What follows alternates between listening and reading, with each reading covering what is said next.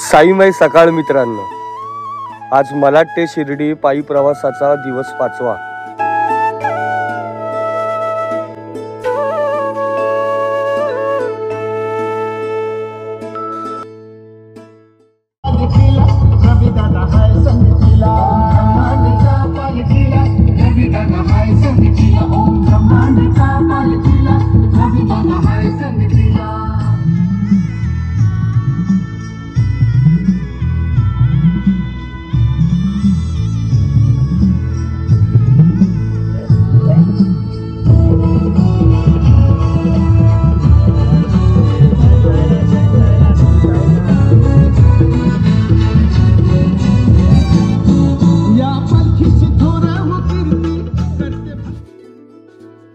सकाळची ती गुलाबी थंडी, हवा इतकी थंड की श्वासही धुक्याने भरलेला।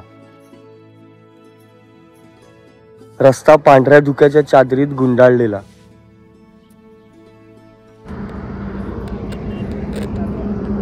और कसारा, तुझं नाव लिहिलंय तिकडे? तुझा जन्मच इकडे झालाय ना? तुझ्या नावाचा जन्म इकडे झाला या कसारा घाटात। मित्रांनो, आम्ही या कसारा का बोलतो ते आज तुम्हाला मी सांगतो। तूच सांगतो तुझ्या तोंडाने। पहिल्या वर्षी आलेलो, स्टार्ट टू कसारापर्यंत चाललेलो, त्याच्यानंतर कसारामध्ये माझी वाट लागलेली, चालायला नव्हतं जमत। मग कसारामध्ये बसलो आणि कसारा चढून परत चालायला लागलो, कसारा माझं नाव पडलंय। हा पूर्ण वारीमध्ये फक्त कसारा घाटमध्येच बसला म्हणून याचं नाव आम्ही कसारा ठेवलं। कुठे गेला कसारा?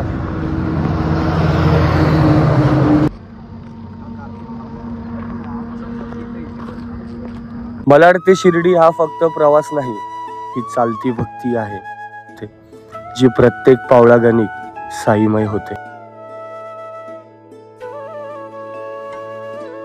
आजचा प्रवास होता अवघड आणि माझा आवडता घाट म्हणजेच कसारा घाट। श्री सच्चिदानंद सद्गुरु साईनाथ महाराज की जय। बोला घाटनदेवी माते की जय। तडफत्या आणि कडफत्या त्या उन्हामध्ये निघालो आता। सकाळी सूर्य आपली प्रखर किरण सोडत होता, दुपारचं ऊन अगदी अंग भाजणारं होतं, पण साई भक्तांच्या चेहऱ्यावर एकही तक्रार नव्हती। पायी चालताना प्रत्येक पावलावर थकवा जाणवत होता, पण अंतर्मनात एकच विचार, साईंच्या भेटीसाठी चाललोय।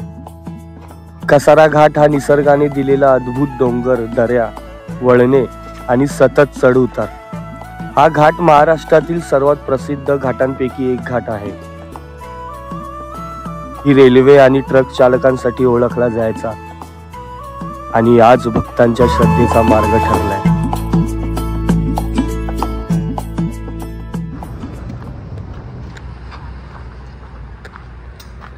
खूप जुन्या काळी बनवलेली ही विहीर, जी एवढी खोल आहे ना, बाप रे, पाणी बघ एवढं भरलंय आता। आम्ही मागच्या वेळेस बघितलं होतं ते एवढं खोल होतं ना, बाप रे, पूर्ण मान अशी वाकून बघितली तरी एंड दिसत नव्हता त्याचा। या घाटाच्या टोकावर घाटनदेवीचे मंदिर आहे।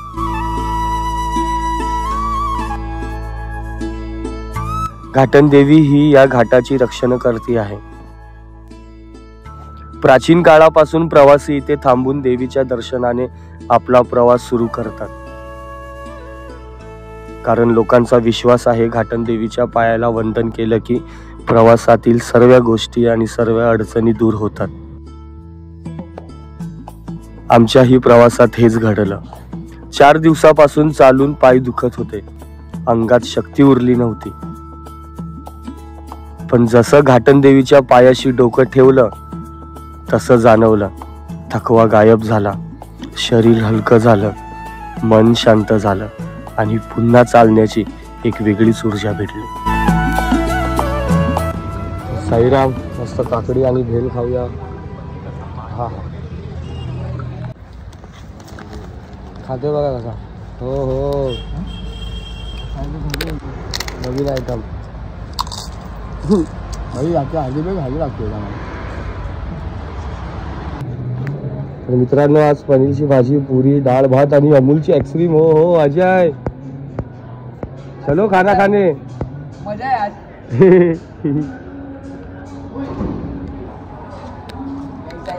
जय साईनाथ, साईमय दुपार.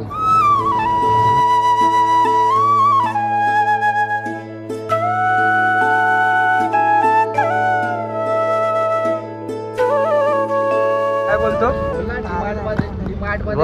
बोल रे, बोल. पेमेंट आहे कोणाला? तुला लागणार आहे डीमार्ट मध्ये जॉब? नाही हा? जय साईनाथ लागणार बाबाच्या कृपेने कामाला लागणार. गेल्या याला आपण डीमार्टला नोकरी लावू. कुठे जर नोकरी असेल तर कमेंट मध्ये मला सांगा.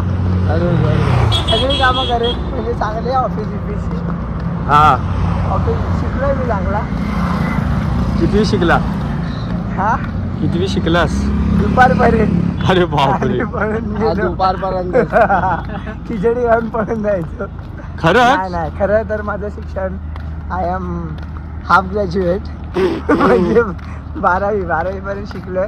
आणि मग कसं मला जरा बिझनेस माइंड होता माझा, तर स्वतःचा करायचं जरा. मग आता तू माइंड कुठपर्यंत पोहोचलाय?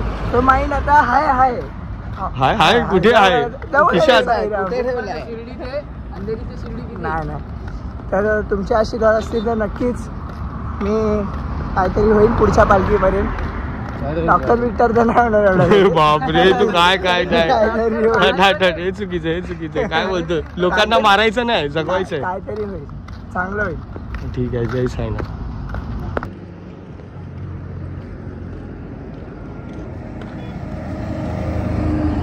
जय साईनाथ भाई. साईराम.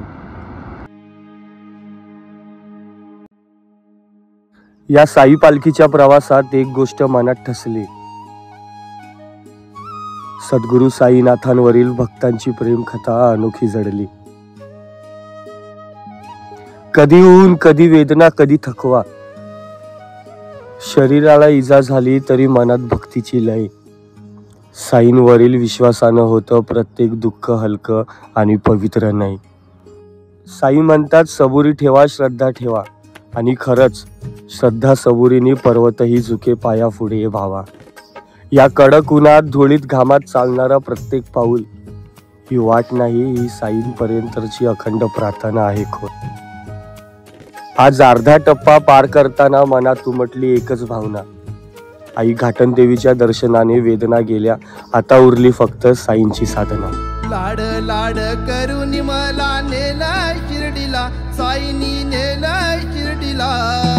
लाड लाड करून मला नेला शिर्डीला, साईनी नेला शिर्डीला. नेलं शिर्डीला बाबानी, नेलं शिर्डीला.